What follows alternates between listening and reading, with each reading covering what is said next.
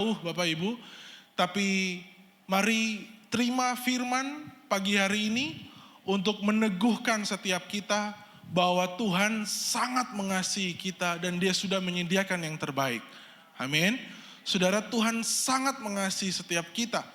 Bapak Ibu, kalau saudara merenungkan 2023, saya masih ingat Bapak Ibu, Desember 2022, saya kumpul dengan anak-anak rohani di rumah saudara dan saya berikan pesan-pesan buat mereka di akhir tahun 2022.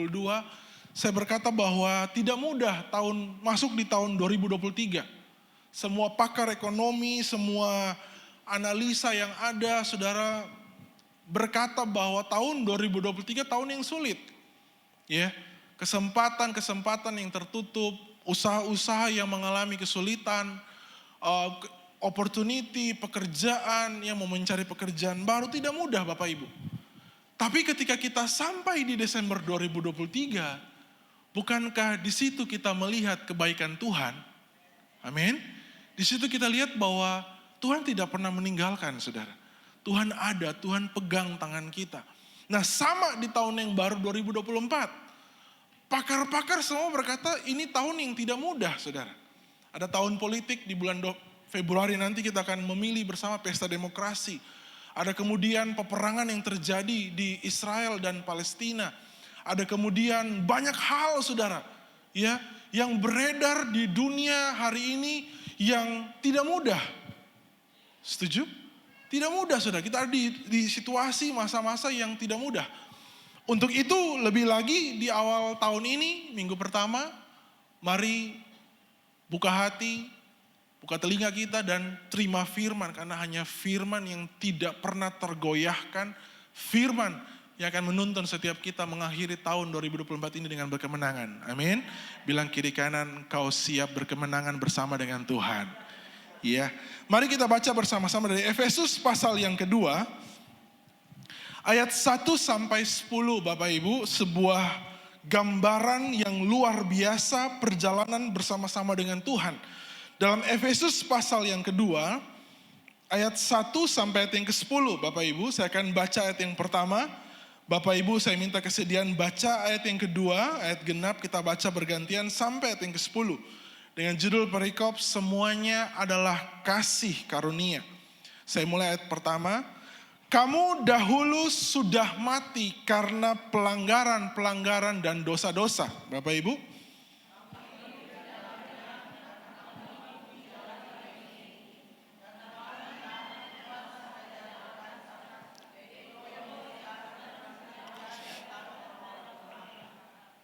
Sebenarnya dahulu kami semua juga terhitung di antara mereka. Ketika kami hidup dalam hawa nafsu daging dan menuruti kehendak daging dan pikiran kami yang jahat. Pada dasarnya kami adalah orang-orang yang harus dimurkai sama seperti mereka yang lain.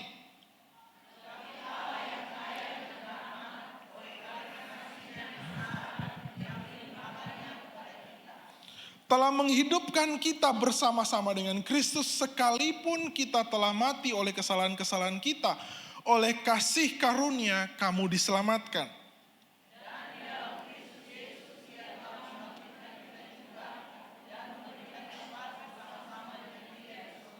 Supaya pada masa yang akan datang Tuhan menunjukkan kepada kita kekayaan kasih karunia-Nya yang melimpah-limpah sesuai dengan kebaikannya terhadap kita dalam Kristus Yesus.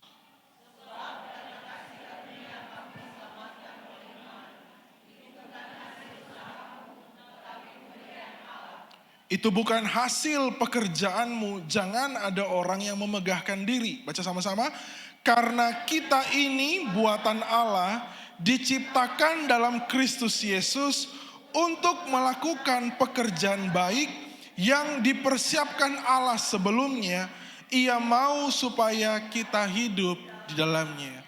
Sebelum kita membedah ayat 1 sampai 9, saudara, mari kita lihat dulu ayat 10 yang menjadi landasan gambaran pagi hari ini. Bapak Ibu berkata, karena kita ini buatan Allah. Garis bawahi kalimat ini Bapak Ibu. Kita ini buatan Allah, diciptakan dalam Kristus Yesus. Mari di awal tahun 2024 ini Bapak Ibu Saudara, mari renungkan kembali, sadari keadaan ini, ingat kembali bahwa kita ini buatan Allah. Amin. Mari bilang sama-sama, saya ini buatan Allah. Saudara, itu gak main-main Bapak Ibu. Ini gambaran yang perlu kita deklarasikan bahwa kehidupan saya hari ini, Edo adalah ciptaan Allah, buatan Allah. Amin. Buatan Allah, bahasa Inggris memakai kata workmanship. Artinya karya, saudara. Karya. Sesuatu yang dijadikan, sesuatu yang diciptakan. Kalau manusia pertama dalam Kejadian 2 ayat 7 Bapak Ibu, digambarkan bahwa manusia pertama itu dibentuk dengan tangan Allah sendiri. Dari debu tanah manusia dibentuk, dan kemudian Allah mengembuskan nafas ke dalam hidung manusia, buatan tangan Allah itu, sehingga yang tadinya debu tanah yang dibentuk jadi manusia, makhluk hidup Bapak Ibu. Nah, itu di manusia pertama. Hari ini zaman anugerah kita nggak lagi dibentuk dari debu tanah, bukan? Ya, sampai ada yang jokes berkata kalau terus saudara konflik, jangan-jangan saudara tanah sengketa katanya. Ya, karena gambaran yang dipakai gambaran yang lama ya, debu tanah, bukan Bapak Ibu. Ya. Bukan lagi gambaran secara fisik yang Tuhan maksudkan. Tapi yang dikatakan di Efesus 2 ayat 10 berkata, kita hari ini, waktu kita terima karunia anugerah keselamatan itu dengan iman, Roma 5 ayat 1. Ya, maka tubuh dan darah Kristus Bapak Ibu itu yang menciptakan kita kembali. Kalau dulu tangan dan nafas Allah yang dihembuskan itu menjadikan manusia hidup. Hari ini kita yang mati dihidupkan lewat apa? Lewat tubuh dan darah Kristus Bapak Ibu. Tubuh yang dicabik, ya dicambuk, bilur-bilurnya yang menyembuhkan kita. Darah yang tertumpah, darah membawa nyawa kehidupan Allah sendiri. Dan itu menjadikan kita baru. Amin. Kita jadi ciptaan yang baru. Ada new beginning, new life yang kita terima. Waktu kita jadikan pengorbanan Kristus itu bagian kita saudara. Amin. Itu saudara, gambaran lembaran yang baru, ciptaan yang baru, manusia yang baru. Itu setiap kita. Karya yang indah, yang begitu besar yang Kristus lakukan atas kayu salib. Itu menjadikan kita semua baru Bapak Ibu. Nah, mari Bapak Ibu, kita perlu merenungkan ini di awal tahun supaya kita mengerti bahwa waktu Tuhan menjadikan kita baru, Roma 5 ayat 1 berkata supaya kita bisa hidup dalam damai sejahtera dengan Allah. Saudara. Jadi kenapa Tuhan mau menjadikan kita baru, menciptakan kita baru, melahirkan kita kembali supaya, kita berkata supaya kita hidup dalam damai dengan Allah. Artinya saudara, manusia bisa ada satu pihak dengan Allah. Ada persekutuan Bapak Ibu. Ya, Allah mau selalu ada di pihak kita. Ya, Tuhan mau selalu membela kita. Waktu kita dijadikan baru, kita bisa punya kemungkinan itu saudara. Bahwa kita kembali ada persekutuan. Allah di pihak kita, Allah membela kita. Karena waktu tanpa dijadikan baru, dosa menjadi kita terpisah. Setuju? Waktu manusia pertama di Taman Eden Bapak Ibu, itu situasi yang begitu luar biasa. Tempat, taman di mana manusia bisa punya fellowship, persekutuan. Satu pihak dengan Allah. Allah berjalan-jalan di taman, bisa berkomunikasi, luar biasa saudara. Tapi ketika dosa terjadi, pemberontakan, ketidaktaatan, maka manusia diusir keluar. Mulai hari itu terjadi keadaan ini, keterpisahan. Muncul kata perseteruan, bermusuhan dengan Allah, berseberangan dengan Allah. Kita menyakiti hati Tuhan. Sehingga pada puncaknya Kejadian pasal 6, Alkitab menulis, Allah menyesal menjadikan manusia. Karena begitu jahatnya manusia, saudara. Saudara, Alkitab menggambarkan dalam Efesus 2 ayat 1 sampai 3, itulah keadaan kita. Kalau hari ini kita belum dijadikan baru, belum diciptakan kembali dalam Kristus Yesus, maka ayat 1 sampai ayat 3 seperti di Kejadian pasal 6 itu kita, saudara. Ya, mari kita lihat. Alkitab berkata begini, saudara. Kamu dahulu sudah mati karena pelanggaran dan dosa-dosamu. Kata mati bukan cuma refer kepada fisik yang mati, saudara. Nafas yang selesai, bukan. Tapi secara metafora kata yang dipakai, saudara, adalah artinya kematian secara rohani. Artinya ketiadaan kehidupan yang mengenal dan setia kepada Tuhan. Karena kita menyerah kepada pelanggaran dan dosa, saudara. Arti kata mati secara metafora berkata tidak aktif, tidak punya kekuatan untuk melakukan hal yang benar. Kehilangan otoritas, kehilangan kekuatan, kehilangan kemampuan untuk melibatkan diri dalam rencana Allah. Atau tidak dapat berfungsi dengan benar. Jadi sebelum kita dijadikan baru, ciptaan baru, manusia baru, karya yang indah, lewat karya salib, saudara, maka dahulu ada gambaran ini, Bapak Ibu. Kita jadi orang-orang yang tidak bisa lakukan apapun. Tidak bisa hidup dalam kebenaran. Yang ada adalah kita terus diperbudak oleh dosa dan menyakiti hati Tuhan. Diperbudak, ditunggangi oleh kuasa kegelapan untuk terus berseberangan dengan Allah. Gak bisa berfungsi dengan benar. Kita tahu rencana Tuhan tapi kita gak bisa melibatkan diri dalam rencana Allah yang luar biasa, gak bisa. Karena dosa memisahkan. Dosa melahirkan perseteruan, saudara. Berseberangan dengan Allah. Jadi kitab Efesus menjelaskan kepada kita, ada keadaan ini Bapak Ibu. Kematian, kehilangan kekuatan, kehilangan otoritas, kehilangan daya, kemampuan untuk kita hidup bersama-sama dengan Allah. Ya, ayat 2 berkata, kamu hidup di dalamnya dalam semua keadaan kematian itu karena kamu mengikuti jalan dunia ini. Karena kamu mentaati penguasa kerajaan angkasa, yaitu roh yang sekarang sedang bekerja di antara orang-orang durhaka. Terus saya teliti kata orang-orang durhaka, Bapak Ibu, itu artinya orang-orang yang terus hidup berseberangan dengan Allah.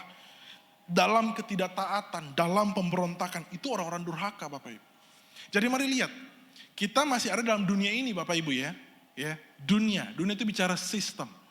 Kita masih ada di dunia, cara kerja dunia, jalan kerja dunia, semua tabiat-tabiat yang ada di dunia ini kita ada di dalamnya. Waktu saudara belum sungguh-sungguh sebagai ciptaan yang baru, karya yang luar biasa yang Tuhan jadikan, maka kita akan terus mengikuti jalan dunia ini, saudara. Dunia berlaku curang, dunia menipu, dunia jahat, dunia najis, dunia begitu penuh dengan hawa nafsu. Kita juga melakukan hal yang sama. Kita terus lanjutkan mengikuti, saudara. Itu kata yang dipakai, mengikuti. Jadi ada contoh dan saudara terus mengikuti. Kata mengikuti artinya saudara menyesuaikan perilaku, kebiasaan, cara dengan apa yang dunia kerjakan. Nah mari Bapak Ibu di awal tahun ini, mari sama-sama komitmen kita gak mau ada di situasi itu. Amin.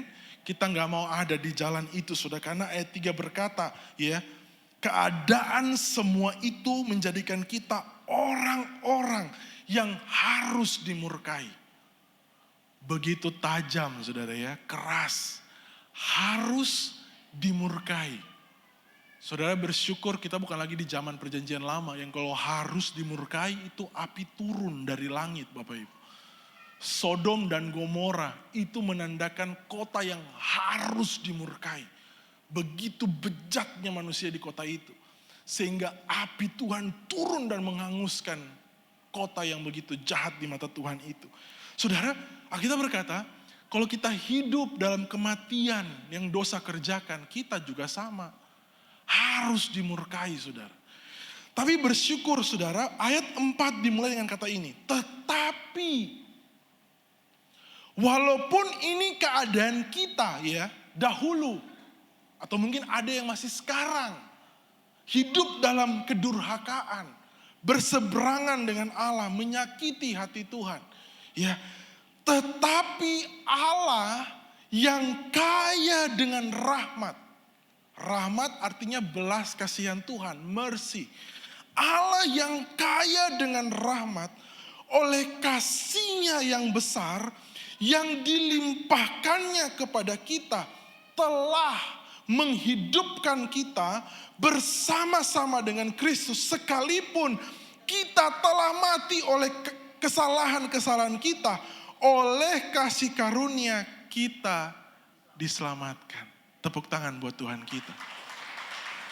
Ini gambaran yang luar biasa Bapak Ibu, yang perlu kita renungkan kembali, ingat kembali di awal tahun ini, bahwa sekalipun saudara sudah begitu jahat, sekalipun saudara pernah bodoh dalam kesalahan-kesalahan yang saudara lakukan, dalam pelanggaran yang saudara lakukan, tetapi Allah yang kita sembah itu kaya dengan rahmat Bapak Ibu. Dia sangat mengasihi setiap kita. Amin. Dia penuh dengan kasih. Ya, dia menghidupkan kita kembali bersama-sama dengan Kristus. Ayat 6, di dalam Kristus Yesus Bapa telah membangkitkan kita juga dan memberikan tempat bersama-sama dengan Dia di surga, supaya pada masa yang akan datang Ia menunjukkan kepada kita, garis bawahi, kekayaan kasih karunia-Nya yang melimpah-limpah sesuai dengan kebaikan-Nya terhadap kita dalam Kristus Yesus Bapak Ibu. Di awal tahun ini Bapak Ibu, firman Tuhan berkata buat kita, untuk perjalanan 12 bulan ke depan, sampai torang jingle bells ulang, ya, Natal hampir tiap hari Bapak Ibu, ya. Sebelum kita sampai di akhir 2024 nanti dan kita menceritakan kembali kebaikan Tuhan, Bapak Ibu, ayat 4, 5, 6, 7 itu berkat buat kita di awal tahun ini. Kita punya Allah yang kaya dengan rahmat, kita punya Allah yang penuh dengan kasih yang besar, kita punya Allah yang penuh dengan kekayaan kasih karunia yang berlimpah-limpah, yang siap saudara. Karena semua dipakai kata telah. Jadi semua telah tersedia buat kita. Apapun yang saudara hadapi, pergumulan, masalah, tantangan, yang hari ini saudara belum lihat jawabannya, imani dan percaya. Allah yang saya sembah kaya dengan rahmat, penuh dengan kasih. Kasih karunia yang berlimpah-limpah, siap kita nikmati sepanjang perjalanan 2024. Amin. Tepuk tangan buat Tuhan kita saudara. Semua yang terbaik, semua yang luar biasa dan itu cukup bagi kita sudah tersedia Bapak Ibu. Sudah. Tapi pertanyaannya bagaimana dengan kita? Kalau Tuhan pasti dengan janjinya tidak pernah gagal, tidak pernah lalai, sudah dan pasti tersedia. Bagaimana dengan kita? Maukah kita terus berjalan? Seperti pesan Ibu Gembala Pendeta Leni di pusat saudara di ibadah akhir tahun tanggal 31 Roma pasal 5 yang berkata di bagian kedua bahwa mari maukah kita bermegah dalam kesengsaraan kita? Itu kata kalimat yang tidak mudah Bapak Ibu. Bermegah dalam penderitaan, bilang gampang, lakukan tidak mudah. Betul? Mana ada orang yang senang, ketawa, bahagia, bersukacita waktu ada penderitaan, ada masalah? Gak ada saudara. Tapi Tuhan mau, Tuhan tantang setiap kita pagi hari ini, minggu pertama ini. Maukah kita terus berjalan walaupun ada penderitaan? Mau terus mengiringi Tuhan seumur hidup kita walaupun ada kesengsaraan, walaupun ada tantangan? Maukah kita terus bertekun? Karena kesengsaraan disuruh kita bertekun, menghasilkan ketekunan. Kata bertekun atau ketekunan artinya bertahan, saudara. Sama-sama bilang bertahan. Yang artinya tidak menyimpang dari tujuan. Saudara lihat tujuan yang Tuhan kasih buat saudara, saudara terus ada di tujuan itu, tidak menyimpang. Tetap setia kepada iman kita kepada Tuhan. Dengan sabar menunggu, ya. dan tabah menjalani. Itu kata tekun Bapak Ibu. Tidak menyimpang dari tujuan, setia, sabar menunggu, tabah menjalani. Jadi waktu jalan sama Tuhan dengan iman, bersuka cita, ada penderitaan, ada tantangan, ada gangguan, ya, ada kesengsaraan, sabar saudara. Tabah menjalani, bertahan. Karena firman Tuhan berkata dalam pasal 3, waktu kita mau tahan, tekun, bertahan, itu akan membentuk karakter yang teruji. Amin. Karakter yang terbukti nilainya saudara. Sehingga pada akhirnya kita terima pengharapan di dalam Tuhan. Pengharapan di dalam Tuhan tidak pernah mengecewakan. Amin. Nah Bapak Ibu mari lihat. Ini kondisi yang ideal. Yang secara teori ini yang Tuhan mau kita lakukan. Jalan sama Tuhan, percaya dia tidak pernah meninggalkan, dia Immanuel, berjalan berdampingan dengan kita, punya kasih karunia untuk menolong kita. Tinggal kita yang meneguhkan hati untuk terus percaya sama Tuhan. Ya, ini skenario idealnya Bapak Ibu. Waktu jalan seperti perahu di tengah-tengah danau yang Tuhan kisahkan, sekonyong-konyong tiba-tiba bisa datang badai. Bisa ada angin yang kencang datang menerpa dan kita mulai goyang Bapak Ibu, bisa terjadi. Hari ini ada begitu banyak hal, begitu banyak perkara yang bisa tiba-tiba datang dan menggoyahkan kita, itu bisa terjadi. Betul? Lagi baik-baik tiba-tiba dapat diagnosa dokter, aduh ada penyempitan jantung, sesak nafas, sering sakit di dada. Itu ada teman kami yang alami Bapak Ibu, usia yang sangat muda. 40 tahunan, tiba-tiba dapat bad news itu, goncang saudara, nangis, tekanan saudara.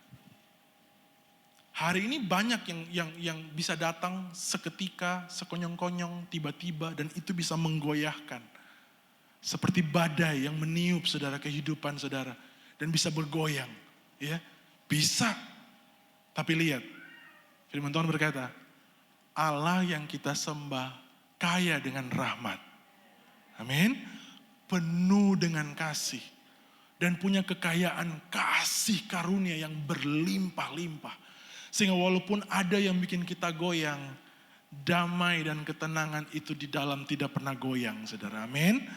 Damai dan ketenangan yang dia hasilkan lewat kehadirannya, itu akan menguatkan setiap kita. Nah mari sama-sama kita belajar bagian berikutnya saudara. Untuk kita jalan sama-sama dengan Tuhan. Ada pencobaan, ada kesengsaraan, ada penderitaan. Tapi mari lihat bahwa kadangkala ada bagian kita yang kita kerjakan saudara. Ya. Yakobus pasal 1 ayat 12-15. Firman Tuhan jelas berkata buat kita begini Bapak Ibu. Berbahagialah orang yang bertahan dalam pencobaan. Sebab apabila ia sudah tahan uji, ini meneguhkan kembali Roma pasal 5 Bapak Ibu ya. Bertahan dalam pencobaan, sebab apabila ia sudah tahan uji, ia akan menerima apa? Mahkota kehidupan yang dijanjikan Allah kepada barang siapa yang mengasihi dia.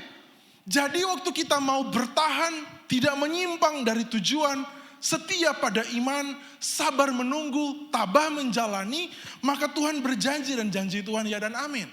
Bahwa orang-orang yang mampu bertahan, ya, yang berhasil bertahan, orang-orang tersebut akan terima mahkota kehidupan.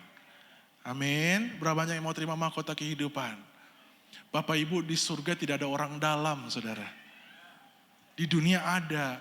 Saudara mau urus apapun, saudara pasti cari ada teman gak ya? Ya, karena akan ada kemudahan-kemudahan, ya, favor. Saudara di surga favornya cukup untuk kita jalan sama-sama Tuhan. Gak ada favor tiba-tiba di akhir saudara terima mahkota tanpa saudara menjalani. Amin. Gak ada kelulusan tanpa ujian yang harus saudara selesaikan. Tidak ada kemenangan tanpa pertandingan yang saudara selesaikan. Nah Tuhan mau berbahagialah. Terus saudara hari ini belajar untuk bertahan dalam kesengsaraan, pencobaan, bertahanlah. Saudara akan jadi orang-orang yang berbahagia, amin. Nah tapi perhatikan ayat berikutnya Bapak Ibu, ayat 13-15. Ada keadaan yang perlu kita sama-sama mewaspadai pagi hari ini Bapak Ibu. Ayat 13 berkata begini, apabila seorang dicobai, Karena disuruh di ayat 12 kan bertahan dalam pencobaan. Apabila seorang dicobai, janganlah ia berkata pencobaan ini datang dari Allah. Sebab Allah tidak dapat dicobai oleh yang jahat dan Allah sendiri tidak mencobai siapapun. Tuhan gak pernah mencobai kita dengan hal-hal yang jahat Bapak Ibu. Gak pernah. Kalaupun ada ujian, tantangan, pergumulan, kesengsaraan saudara, pasti untuk kebaikan kita. Dan gak pernah melalui hal-hal yang jahat saudara. Karena Tuhan gak pernah dicobai oleh yang jahat dan gak pernah mencobai siapapun kata firman. Tapi perhatikan ayat berikutnya ayat 14. Tetapi tiap-tiap orang dicobai oleh apa? Keinginannya sendiri karena kita diseret dan dipikat oleh keinginan itu. Apabila keinginan itu dibuahi, maka keinginan itu melahirkan dosa. Dan apabila dosa sudah matang, dosa melahirkan maut. Upah dosa adalah maut. Jadi mari lihat Bapak Ibu, sebelum perjalanan ini kita tempuh jauh sepanjang tahun 2024. Untuk membuat ini perjalanan jadi perjalanan lebih menyenangkan, smooth, lancar saudara. Maka jangan bawa diri ke dalam pencobaan saudara. Karena Tuhan gak pernah mencobai, berarti seringkali kita yang bawa diri sendiri ke dalam pencobaan. Padahal saudara, di doa Bapa kami kita sudah hafal. Kita minta sama Tuhan, Bapa, jangan membawa saya ke dalam pencobaan. Bapa di surga bilang begini, ngana yang bawa diri ke dalam pencobaan sendiri. So tahu-tahu itu salah pikore.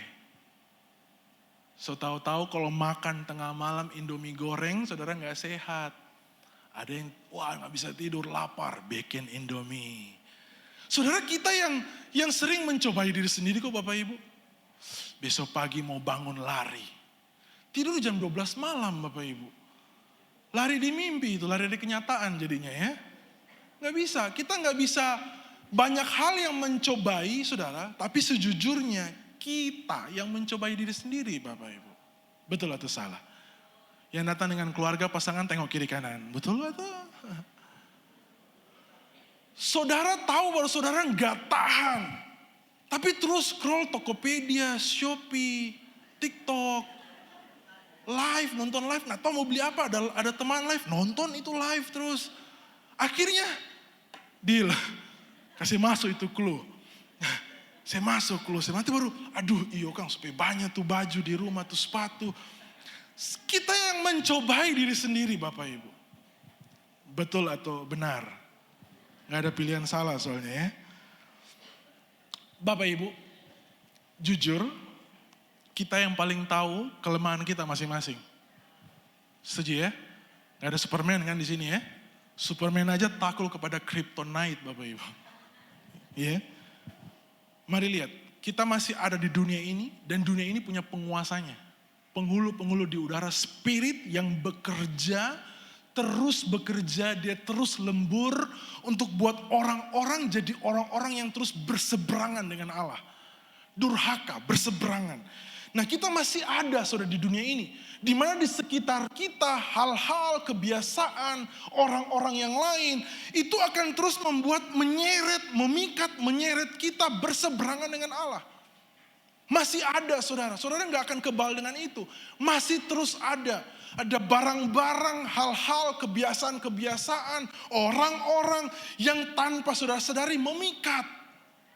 Seperti Hawa waktu pertama kali jalan-jalan di taman, ular bicara buat dia lihat, ada buah yang menarik sekali, memikat hatinya. Sampai hari ini hal itu terus terjadi Bapak Ibu. Ada hal yang begitu memikat kita, tapi tanpa kita sadari menyeret kepada kita berseberangan kembali dengan Allah. Padahal sudah diciptakan baru, dilahirkan kembali, karya masterpiece yang luar biasa dari Allah, Kristus. Tapi kemudian kita diseret kembali, berseberangan dengan Tuhan. Sebuah kisah di perjanjian lama Bapak Ibu, Simpson.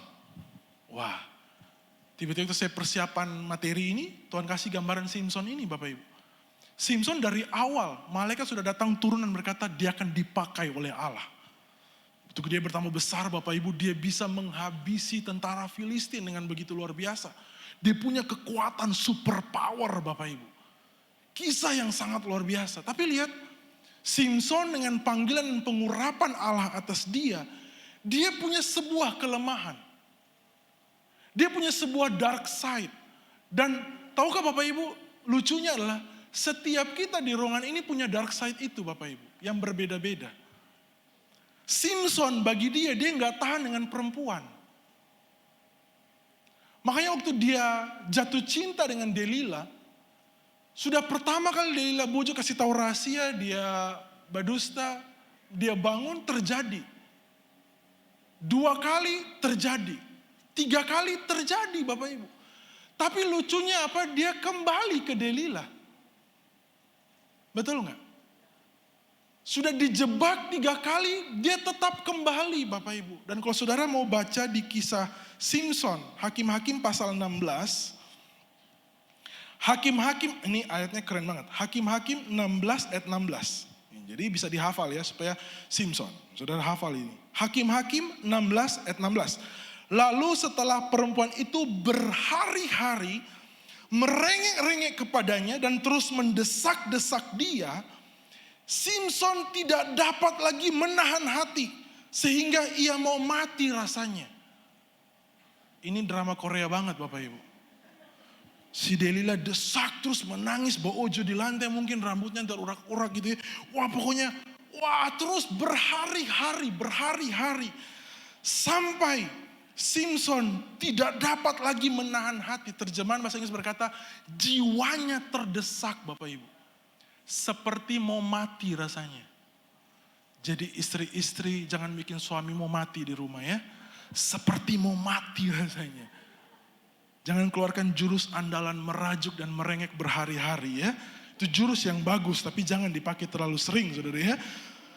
Karena Simson, bayangkan ya Simson, Bapak Ibu, kuat. Pukul ribuan musuh mati. Gerbang dia angkat. Dengan perempuan jatuh Bapak Ibu. Lemas. Seperti mau mati rasanya. Lucunya, dia kembali ke perempuan itu. Akhir kisah dari Simson, matanya dibutakan, dia diikat jadi budak, kerja di penggilingan Bapak Ibu. Dan kalau mau disuka dipanggil keluar, jadikan bahan tontonan, ketahuan orang-orang Filistin.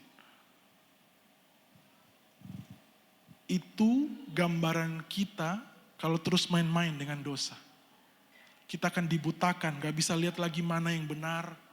Kita gak bisa lagi lihat istri yang lagi menderita, suami, anak-anak yang kepahitan, terluka karena kita gak bisa lagi lihat. Kita gak bisa lagi lihat lagi rencana Tuhan, pelayanan, pekerjaan. Kita dibutakan. Dan kita dijadikan bahan tontonan, ketahuan oleh dunia karena kebodohan yang kita lakukan, saudara. Kita diikat, melakukan hal-hal yang bodoh yang terus kita akan terus lakukan tanpa kita sadari. Itu dosa saudara dan perbudakan dosa. Mari belajar dari kisah Simson. Jangan main-main dengan dosa. Saudara pasti tahu kelemahan diri saudara. Setuju? Saudara pasti tahu. Nah mari dengarkan kalimat ini Bapak Ibu. Pola yang sama tidak akan pernah menghasilkan hasil yang berbeda. Kalau 2023 saudara lakukan sebuah kebiasaan. Waktu mulai Happy New Year, kembang api, plang. Mulai 1 Januari 2024 sampai hari ini, saudara terus lakukan kebiasaan yang sama, maka hasil sepanjang tahun 2024 kemungkinan besar 99,99% hasil pasti sama. Pasti saudara. Karena pola kebiasaan yang sama tidak pernah menghasilkan hasil yang berbeda. Kita suka tuh supernatural, kita terus hidup dalam kemarahan, hidup dalam kepahitan, hidup dalam ketamakan, keserakahan. Tapi kita mau mujizat terjadi, rumah tangga kita diselamatkan Tuhan. Kita mau mujizat terjadi, kita dapat promosi. Kita mau mujizat terjadi, usaha berhasil, bisnis diberkati. Tapi kita gak pernah perhatikan pola kebiasaan kita. Kita gak pernah berurusan dengan dark side yang ada dalam kita. Saya bilang tadi buat Kak bahwa saudara kalau kita berolahraga, saya bersepeda rutin Bapak Ibu. Di otot tuh ada muscle memory. Yang kalau saya sudah pernah lewat tanjakan terjal ini misalkan, muscle saya ingat Bapak Ibu. Sehingga saya ulang, itu akan jadi hal yang sulit lagi. Saya pernah naik Mahau ya, punya rute-rute yang kalau sudah, saya lewati Bapak Ibu. 100 kilo, kemarin saya buat sebuah milestone 224 kilo Bapak Ibu. Pagi, pulang sore, tepar ya. 224 kilo. Nah, muscle saya ingat, berikut untuk saya lakukan lagi jadi hal yang mudah. Karena saya sudah pernah melewati. Tahukah Bapak Ibu, muscle otot rohani kita juga ingat. Muscle otot manusia lama kita juga ingat. Semua tabiat yang pernah saudara lakukan, jujur, gampang kita untuk ulang lagi. Betul nggak? Pornografi, semua judi online, semua hal yang menyakiti hati Tuhan. Ya, semua saudara, nggak perlu saya sebut satu demi satu. Mau itu addicted dengan alkohol, rokok, film porno, ya, pergaulan yang salah. Saudara dengan gampang, saudara bisa jatuh lagi karena ada memori itu, saudara. Memori yang iblis tinggal tunggangi itu saudara buka celah, selesai. Kita begitu diperbudak dengan keinginan kita, saudara. Makanya firman Tuhan berkata apa? Kalau kamu mau ikut aku, karena tadi di Efesus pasal 2 kamu ikut jalan dunia ini. Dan Yesus berkata kalau kamu mau ikut aku apa? Pikul salib, sangkal diri kapan? Setiap hari. Kita nggak pernah sekali selamatkan terus saudara, betul ya? Sekali dan selamanya. Saudara, Tuhan mau kita setiap hari masih ada keinginan daging di dalam kita. Seperti muscle memory itu yang melekat, mengingatkan, mengintimidasi, mencobai, membujuk saudara kembali berseberangan dengan Allah. Itu terjadi setiap hari Bapak Ibu. Maka kalau itu terjadi setiap hari, saudara juga perlu setiap hari pikul salib, sangkal diri. Saudara perlu setiap hari datang sama Tuhan dan berkata, saya perlu Engkau Tuhan. Saudara perlu setiap hari datang berdoa, renungkan firman, datang dalam persekutuan yang intim dengan Tuhan setiap hari. Di situ terletak kekuatan kemenangan kita. Keinginan itu ada, kita bisa matikan keinginan itu dengan dipimpin oleh Roh Tuhan. Amin. Amin Bapak Ibu. Karena kalau kita nggak pernah saudara, maka 2024 ada kasih karunia yang berlimpah, ada Allah yang kaya dengan rahmat, penuh kebaikan. Tapi kita akan terus mencobai diri kita sendiri. Pola yang sama kan terus hasilkan masalah yang sama saudara. Jadi jangan minta Tuhan selesaikan masalah saya, hutang. Kalau saudara nggak pernah belajar mengelola keuangan, stewardship dalam hal keuangan, saudara-saudara minta Tuhan berkati dengan berapapun nominal. Selama yang di dalam tidak pernah dibereskan, maka masalah yang sama akan terjadi lagi Bapak Ibu. Tuhan mau kasih ratusan juta sekalipun, percayalah dalam waktu yang singkat saudara akan habiskan dan jatuh dalam hutang lagi. Saya sudah melihat dan menyaksikan hal itu terjadi Bapak Ibu. Mau diberkati dengan berapa miliar sekalipun, kalau sumbernya tidak pernah diatasi, sumber gak pernah ditransformasi dalam Tuhan, masalah yang sama akan terjadi di waktu yang berbeda. Bagi Tuhan saudara, mari sekali lagi di awal tahun ini, Tuhan kita tuh luar biasa. Gak ada yang mustahil bagi Tuhan. Saudara percaya itu? Kusta ketemu Yesus sembuh. Saudara perlu cek di Google kusta itu seperti apa, supaya saudara punya iman yang dibangkitkan. Itu potongan-potongan tubuh bisa keluar Bapak Ibu. Copot. Rambut rontok, kulit terkelupas. Ruas-ruas jari copot, telinga copot, hidung copot. Mengerikan Bapak Ibu. Ketemu sama Yesus diciptakan baru. Kurang perkasa apa Bapak Ibu?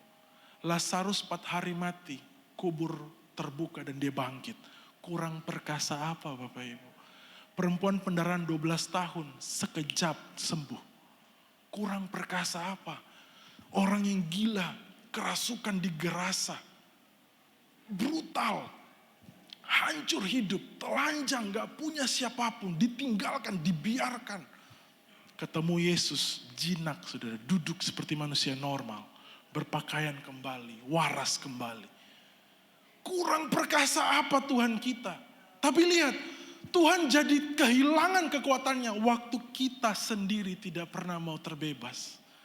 Kita sendiri yang terus pegang itu, kelemahan-kelemahan. Dan kita terus menjatuhkan diri kita ke dalam perbudakan dosa itu kembali. Kita yang meniadakan kekuatan dan kehadiran Tuhan dalam kehidupan kita. Mari siang hari ini di minggu pertama 2024 Bapak Ibu. Sadari kelemahanmu, jujur dengan dirimu, dan datang sama Tuhan. Dan berkata, Tuhan saya perlu Engkau. Kata-kata yang firman Tuhan pakai untuk kita menanggalkan manusia yang lama Bapak Ibu, kata-kata yang sangat luar biasa kerasnya. Kolose 3 ayat 5 berkata begini Bapak Ibu. Karena itu, Kolose 3 ayat 5, coba saudara perhatikan kata-kata aktif yang dipakai ini saudara ya, sebelum saya tutup, ini yang terakhir. Karena itu, matikanlah. Wah, gak main-main Bapak Ibu. Bukan bilang, ya sayang-sayangi gitu ya. Ya kompromi. Enggak, matikanlah dalam dirimu apa? Segala sesuatu yang duniawi. Percabulan, kenajisan, hawa nafsu, nafsu jahat, keserakahan yang sama dengan penyembahan berhala. Ayat 8. Tapi sekarang, dipakai apa? Buang semuanya ini. Marah, geram, kejahatan, fitnah, kata-kata kotor yang keluar dari mulutmu. Ayat 9. Jangan lagi kamu saling mendustai karena kamu telah menanggalkan manusia lama serta kelakuannya. Jadi matikan, buang itu betul-betul perintah saudara. Gak main-main dan sangat praktikal. Yang suka marah, gak bisa kendalikan kata-kata, jangan lagi. Belajar mengendalikan diri, punya Roh Kudus di dalam yang ada kasih, ya, pengendalian diri, kesabaran, kemurahan, kebaikan sudah di dalam Bapak Ibu. Sudah di dalam. Tinggal kita yang mau submit diri kita untuk Tuhan pimpin saya. Amin. Belajar Bapak Ibu, jangan lagi yang suka mulut belat-belit, bohong sini, bohong sana, jangan lagi. Karena semua itu pasti menghasilkan masalah yang sama yang terjadi 2023. Waktu ada kepepet, saudara salah jalan, masalah nggak semakin kecil, masalah semakin besar. Saudara bukan menghasilkan masalah, saudara melahirkan masalah yang jauh lebih besar. Mari 2024 ambil keputusan. Kita mau jalan sama-sama dengan Tuhan. Amin. Perkecil pencobaan yang terjadi lewat kita, pikul salib, sangkal diri, izinkan diri kita dipimpin oleh Tuhan, tanggalkan yang lama, pakai manusia yang baru. Semua pola, kebiasaan, sikap, tutur kata, mari perhatikan. Yang lama tinggalkan, yang baru mari kita pakai bersama-sama. Amin. Tuhan Yesus memberkati kita semua. Sekarang kita bangkit berdiri Bapak Ibu, mari datang sama Tuhan.